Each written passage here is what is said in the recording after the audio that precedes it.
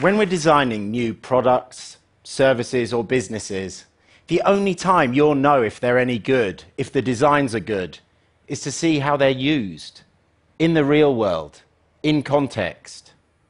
I'm reminded of that every time I walk past Highbury Fields in North London. It's absolutely beautiful. There's a big open green space, there's Georgian buildings around the side, but then there's this mud track that cuts across the middle. People clearly don't want to walk all the way around the edge. Instead, they want to take the shortcut, and that shortcut is self-reinforcing. Now, this shortcut is called a desire path, and it's often the path of least resistance. And I find them fascinating because they're often the point where design and user experience diverge.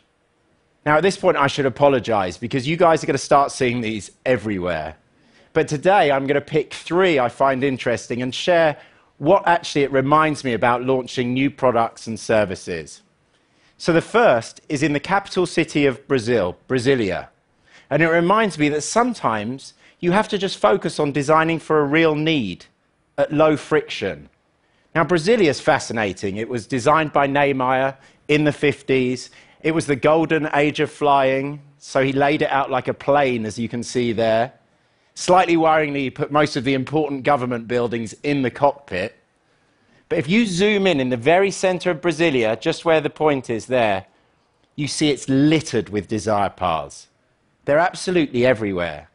Now, they thought that they'd future-proofed this design. They thought in the future we wouldn't need to walk anywhere. We'd be able to drive. So there was little need for walkways or pavements. But as you can see, there's a real need. These are very dangerous desire paths. If we just pick one in the middle, you can see it crosses 15 lanes of traffic. It won't surprise you guys that Brasilia has 5 times the pedestrian accident rate of your average US city. People are resourceful. They'll always find the low-friction route to save money, save time. Not all these desire paths are dangerous. I was reminded flying here when I was in Heathrow, and many of us get frustrated where we're confronted with the obligatory walk through duty-free. It was amazing to me how many people refused to take the long meandering path to the left and just cut through to the right, cut through the desire path. Now, the question that's interesting is, what do designers think when they see our behavior here? Do they think we're stupid? Do they think we're lazy? Or do they accept that this is the only truth?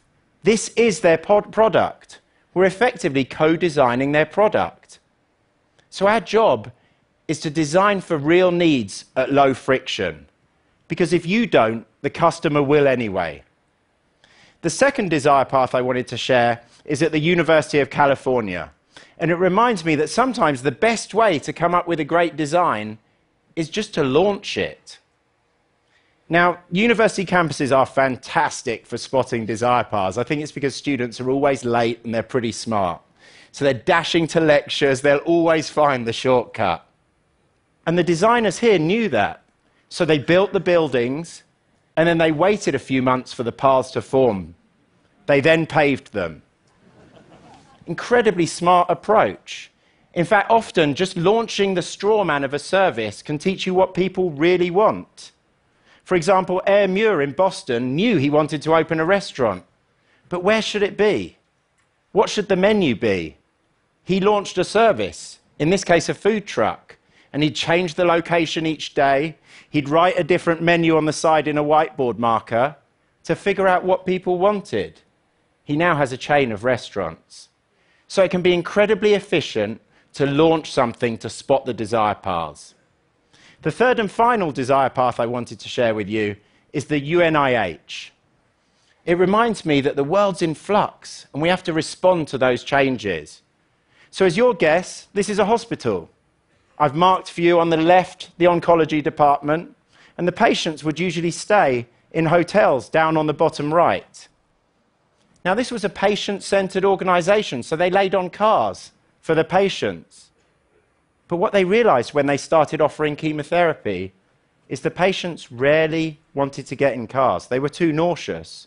And so they'd walk back to their hotels. And this desire path that you see diagonally formed. The patients even called it the chemo trail. Now, when the hospital saw this originally, they tried to lay turf back over it, ignore it. But after a while, they realized it was an important need they were meeting for their patients, so they paved it. And I think our job is often to pave these emerging desire paths. If we look back at the one in North London again, that desire path hasn't always been there. The reason it sprung up is people were travelling to the mighty Arsenal Football Club stadium on game days from the underground station you see on the bottom right.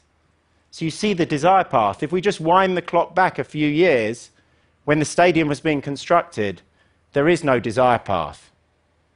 So our job is to watch for these desire paths emerging, and where appropriate, pave them, as someone did here. Someone installed a barrier, people started walking across and round the bottom, as you see, and they paved it. But I think this is a wonderful reminder as well that actually the world's in flux, it's constantly changing. Because if you look at the top of this image, there's another desire path forming. So these three desire paths remind me we need to design for real human needs. I think empathy for what your customers want is probably the biggest leading indicator of business success. Design for real needs and design them in low friction. Because if you don't offer them in low friction, someone else will, often the customer. Secondly, often the best way to learn what people really want is to launch your service. The answer is rarely inside the building. Get out there and see what people really want. And finally, in part because of technology, the world is incredibly flux at the moment. It's changing constantly. These desire paths are going to spring up faster than ever. Our job is to pick the appropriate ones and pave over them. Thank you very much.